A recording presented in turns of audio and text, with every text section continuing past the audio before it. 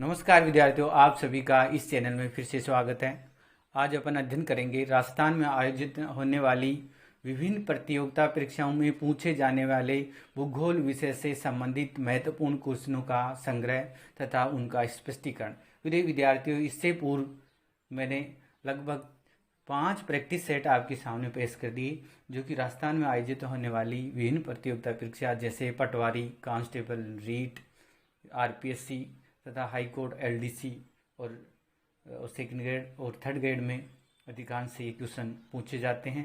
और उनका पहले 5 प्रैक्टिस सेटों का लगभग हल भी किया और अब करने जा रहे हैं आपके सामने 6ठा प्रैक्टिस सेट है। इस प्रैक्टिस सेट में विशेष रूप से राजस्थान तथा भारत और विश्व के भूगोल को ध्यान में रखते हुए बनाया गया है, ताकि ये मल्टीपर्पज एक टेस्ट सीरीज है जो सभी विद्यार्थियों के काम आए। देखो, पहला जो क्वेश्चन आपके सामने है, एक तरफ मरुस्थल दे रखे हैं, दूसरी तरफ स्थितियां दे रखी है। तो आइए चलते हैं। पहला ए है गोबी का मरुस्थल, वो है गोबी का मरुस्थल वो मंगोलिया में स्थित है। अटाकामा का मरुस्थल वो चिली में है। अटाकामा दक्षिणी अमेरिका में स्थित है। इसी प्रकार पेटागोनिया का मरुस्थल वो अर्जेंटीना में है, ये दक्षिणी अमेरिका में स्थित है। और तथा थार का मरुस्थल जो भारत में स्थित है। तो फिर ये विद्यार्थियों, इसका सही जो विकल्प होगा आपके सामने वो होगा, सुमेलित कीजिए, उनमें सही विकल्प होगा 3 सही विकल्प होगा। इसी प्रकार आइए चलते हैं, इसी मरुस्थल से संबंधित विश्व में कौन कौन से मरुस्थल कहाँ कहाँ पाए जाते हैं। तो आइए एक बार इनका अध्ययन कर लेते हैं। देखो प्रिय छात्रों, ये सामने आपके सामने दे रखा, एक तरफ मरुस्थल है, दूसरी तरफ इनका जहाँ जहाँ विस्तार पाया जाता है उन देशों का नाम है। तो सारा का मरुस्थल, जिसे लूबिया या नूबियन का मरुस्थल भी कहा जाता है, ये उत्तरी अफ्रीका में है। नाफूद या हमद का मरुस्थल अरब में है। गोबी का मरुस्थल मंगोलिया व चीन में फैला हुआ है। कालाहारी मरुस्थल बोत्सवाना, जिसे बुत्सवाना लैंड भी कहते हैं, ये दक्षिणी अफ्रीका में है। तकला मकान का मरुस्थल सिक्यांग प्रांत जो चीन में स्थित है। सोनोरान का मरुस्थल संयुक्त राज्य अमेरिका तथा मेक्सिको में है। नामीब का मरुस्थल नामीबिया में है। काराकुम का मरुस्थल तुर्कमेनिस्तान में है। इसी प्रकार थार का मरुस्थल उत्तर प्रदेश तथा राजस्थान व पाकिस्तान में स्थित है। इसी प्रकार अगला है सोमाली मरुस्थल सोमालिया में स्थित है। अटाकामा का मरुस्थल उत्तरी चिली में स्थित है। काइजिल कुम का मरुस्थल वो आपका उज्बेकिस्तान में है। इसी प्रकार दस्त ए लुत का मरुस्थल पूर्वी ईरान में स्थित है। दस्त ए कबीर का मरुस्थल दक्षिणी ईरान में है। फिर छात्रों, दस्त ए लूत पूर्वी ईरान, दस्त ए कबीर दक्षिणी ईरान। इसी प्रकार पेटागोनिया का मरुस्थल वो अर्जेंटीना में स्थित है। तो प्रिय छात्रों, ये थे विश्व में पाए जाने वाले विभिन्न मरुस्थल। इसी प्रकार अगला क्वेश्चन है, वह है भारत का सर्वोच्च पर्वत शिखर स्थित है। भारत का सर्वोच्च पर्वत शिखर है। देखो फिर छात्रों, पहले देख लेते हैं कि सर्वोच्च पर्वत शिखर है वो कंचनजंगा है। अब कहाँ स्थित है ये भी अपन अध्ययन करेंगे। तो ये प्रिय विद्यार्थियों, विश्व की सबसे ऊंची चोटी माउंट एवरेस्ट सागरमाथा का जल नेपाल में स्थित है। भारत का सर्वोच्च शिखर माउंट से केटू कहा जाता है, गॉडविन ऑस्टिन है, जो कि काराकोरम पर्वत श्रेणी में स्थित है। पाक अधिकृत अथवा पोक का अंग है। भारत में स्थित हिमालय की सबसे ऊंची चोटी कंचनजंगा सिक्किम में स्थित है। कहाँ स्थित है? सिक्किम में। तो भारत का सबसे ऊंचा पर्वत कंचनजंगा है वो सिक्किम में स्थित है। और विश्व का सबसे ऊंचा पर्वत माउंट एवरेस्ट है जो नेपाल में है, जिसे सागरमाथा कहा जाता है। भारत का सर्वोच्च शिखर केटू गॉडविन ऑस्टिन है, जो कि काराकोरम पर्वत श्रेणी में स्थित है, जो पाक अधिकृत है।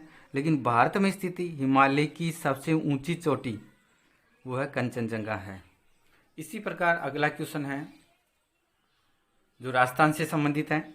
राजस्थान का सबसे पूर्वी जिला, राजस्थान का सबसे पूर्वी जिला वो है धौलपुर है। प्रिय विद्यार्थियों, राजस्थान का पूर्वी जिला धौलपुर है। इसी प्रकार आगे है, इनका स्पष्टीकरण इधर दे रखा है, तो आइए एक बार अध्ययन कर लेते हैं राजस्थान की स्थिति अवस्थिति के बारे में। राज्य की उत्तर से दक्षिण की लंबाई 826 है। प्रिय विद्यार्थियों, ये लाइब्रेरी में भी पूछा जाता है और पूछा गया है और पूछा जाएगा। इसके अलावा कांस्टेबल पटवारी में भी इसका एक मुख्य बिंदु है कि राजस्थान की स्थिति अवस्थिति किस प्रकार है। राज्य की उत्तर से दक्षिण की लंबाई 826 है तथा विस्तार कोणा गांव गंगानगर में उत्तर में, दक्षिण में बोरकुंड गांव कुशलगढ़ बांसवाड़ा में तथा पूर्व से पश्चिम तक की लंबाई 869 किलोमीटर है। इसका विस्तार पश्चिम में कटरा गांव सम क्षेत्र जैसलमेर जिले में है। पूर्व में सिलान गांव है जो राजाखेड़ा तहसील धौलपुर में स्थित है। राजस्थान की लंबाई चौड़ाई में 43 किलोमीटर का अंतर है। काफी बार क्वेश्चन पूछा जाता है कि राजस्थान की लंबाई एवं चौड़ाई में कितने किलोमीटर का अंतर है। 43 किलोमीटर का अंतर है। राजस्थान के उत्तर पश्चिम में से दक्षिण पश्चिम तक के विकर्ण की लंबाई 850 किलोमीटर है। अर्थात उत्तर पश्चिम से दक्षिण पश्चिम की तरफ अगर एक कर्ण डालें तो 850 किलोमीटर है, जबकि राजस्थान के दक्षिणी पश्चिम से उत्तर पूर्व तक के विकर्ण की लंबाई वो है 784। अर्थात एक उत्तर से पश्चिम की तरफ, यदि उत्तर से पश्चिम की तरफ अपन इस प्रकार विकर्ण डालें, उत्तर से लेकर उत्तर पश्चिम से दक्षिण पूर्व की ओर अगर विकर्ण डालें तो प्रिय छात्रों राजस्थान में इस विकर्ण की लंबाई होगी 850 किलोमीटर। इसी प्रकार राजस्थान में यदि दक्षिण पश्चिम से उत्तर पूर्व की ओर, ये उत्तर हो गया ये पूर्व हो गया, उत्तर पूर्व की ओर विकर्ण डाले तो इसकी लंबाई होगी 784 किलोमीटर। तो प्रिय विद्यार्थियों, ये था राजस्थान से संबंधित अति महत्वपूर्ण तथ्य। अब आगे चलते हैं जो विश्व से संबंधित है। क्योटो संधि लागू की गई, काफी बार क्वेश्चन पूछा जाता है। तो फिर इस विद्यार्थियों डायरेक्ट क्वेश्चन पर आते हैं। सही आंसर है 16 फरवरी 2005 को, 16 फरवरी 2005 को लागू ही की गई थी। थोड़ा इसके बारे में थोड़ा सा अध्ययन कर लेते हैं कि क्योटो क्या है। एक क्योटो एक जापान का एक शहर है जहां पर्यावरण संधि की गई तथा पर्यावरण से संबंधित महत्वपूर्ण तथ्यों को उजागर किया गया, जिसमें ग्रीन हाउस गैसों को उत्सर्जन में कमी लाने संबंधी विवादित जितने भी संधियाँ थी वो क्योटो संधि से जुड़े नियमों को संयुक्त राष्ट्र सम्मेलन में स्वीकार किया जाने के बाद संधि अब सक्रिय रूप से प्रभावी हो गई है। तो प्रिय विद्यार्थियों, ये ध्यान रखना है क्योटो एक जापान का शहर है जहाँ पर्यावरण संबंधी संधि की गई अतः ग्रीन हाउस उत्सर्जन में कमी लाने हेतु ये की गई थी और ये 16 फरवरी 2005 को प्रभावित हुई है। इसी प्रकार अगला जो क्वेश्चन है वो है विश्व से संबंधित, विश्व के भूगोल से संबंधित है। तो प्रिय विद्यार्थियों आगे चलते हैं। देखो, नॉर्वे को अर्धरात्रि के सूर्य का देश कहा जाता है। यहाँ अर्धरात्रि के समय सूर्य कब दिखाई देता है, तो काफी बार इम्पोर्टेंट क्वेश्चन है, पूछा जाता है। ये 21 जून को दिखाई देता है। इसी प्रकार नेक्स्ट क्वेश्चन है वो है छठा आपके सामने। नेक्स्ट क्वेश्चन इस प्रकार है, निम्नलिखित में से कौन सा विश्व का फेफड़े के नाम से जाना जाता है। तो प्रिय छात्रों, ये क्वेश्चन कई बार आ चुका है और आने वाला भी ये संभावित क्वेश्चन है।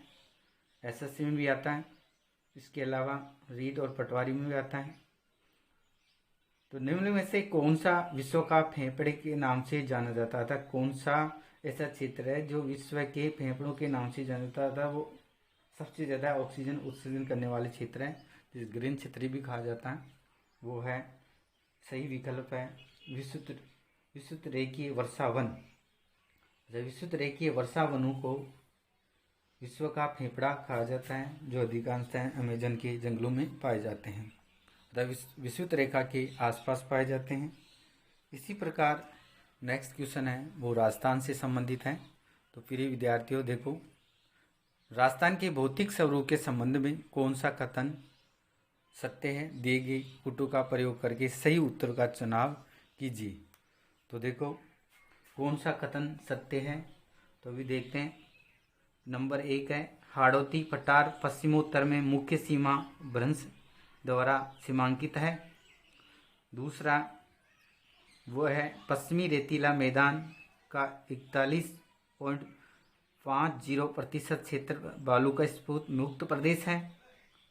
इसी प्रकार तीसरा है वो है, संरचनात्मक दृष्टि से राजस्थान के भौतिक स्वरूप भारत के उत्तरी वृहद मैदान और प्रायद्वीप पठार का हिस्सा है। इसी प्रकार नेक्स्ट है, अरावली पर्वतमाला में अवशिष्ट पर्वतों के रूप में उपलब्ध है। अरावली पर्वतमाला में अवशिष्ट पर्वतों के रूप में उपलब्ध है। तो प्रिय छात्रों, इनमें सही जो विकल्प है वो है 2, 3 और 4, अर्थात सही विकल्प है पश्चिमी रेतीला मैदान का 41.50% क्षेत्र बालू का स्फूट मुक्त प्रदेश है, अर्थात बालू का रहित है, बालू के टीले नहीं पाए जाते हैं। इसी प्रकार तीसरा भी सही है, संरचनात्मक दृष्टि से राजस्थान के भौतिक स्वरूप भारत के उत्तरी वृहद मैदान तथा प्रायद्वीपीय पठार का हिस्सा है। इस प्रकार चौथा भी सही है, अरावली पर्वतमाला में अवशिष्ट पर्वतों के रूप में उपलब्ध है। अरावली पर्वतमाला एक अवशिष्ट पर्वत के रूप में जाना जाता है। नेक्स्ट क्वेश्चन है वो इस प्रकार है, चंबल नदी किस जिले में नहीं बहती है? अर्थात ये ध्यान रखना चाहिए, कई बार भूल जाते हैं, अक्सर अधिकांश से बहती है नहीं को नहीं पढ़ पाते हैं और गलत आंसर लगा देते हैं। तो चंबल नदी किस जिले में नहीं बहती है? कोटा, बारा, सवाईमाधोपुर, करौली। तो प्रिय विद्यार्थियों, मुख्य रूप से चंबल नदी बारा में नहीं बहती है, कोटा में बहती है, सवाईमाधोपुर में बहती है और करौली में बहती है, तो बारा में नहीं बहती है। तो आइए चंबल नदी के बारे में अपन विस्तार से थोड़ा पढ़ लेते हैं। चंबल नदी मध्य प्रदेश के में इंदौर जिले की जानापाव पहाड़ से तथा मऊ क्षेत्र से निकलकर 84गढ़ के समीप राजस्थान में प्रवेश करती है। राजस्थान में चित्तौड़गढ़, कोटा, बूंदी, सवाईमाधोपुर, करौली, धौलपुर अर्थात 6 जिलों में, 6 जिले हो गए, चित्तौड़गढ़, कोटा, बूंदी, सवाईमाधोपुर, करौली, धौलपुर में बहकर ये नदी उत्तर प्रदेश के मुरादगंज, इटावा के समीप यमुना नदी में मिल जाती है। इसी प्रकार नेक्स्ट क्वेश्चन है वो है, पांचना बांध कहाँ स्थित है? तो प्रिय विद्यार्थियों, सही उत्तर है, डायरेक्ट उत्तर पर आते हैं, समय कम है, करौली। अब इसके बारे में थोड़ा विस्तार से पढ़ लेते हैं, पांचना बांध क्या है क्या नहीं है। करौली के समीप 5 छोटी छोटी नदियों पर निर्मित या नदियों के समीप या संगम पर निर्मित मिट्टी के बांध को पांचना बांध कहा जाता है। तो प्रिय विद्यार्थियों, छोटी छोटी नदियां हैं, मुख्य रूप से भद्रावती, माची, अट्टा, बरखेड़ा और भैंसावट। करौली के समीप 5 छोटी छोटी नदियों के संगम पर निर्मित मिट्टी का बांध, एकमात्र राजस्थान का मिट्टी का बांध वो है पांचना बांध। इसी प्रकार प्रिय विद्यार्थियों, अगला जो क्वेश्चन है वो है कोपेन जलवायु से संबंधित है और काफ़ी बार ये क्वेश्चन पूछा जाता है, अब तक महिला सुपरवाइजर में भी पूछा जा चुका है। कोपेन द्वारा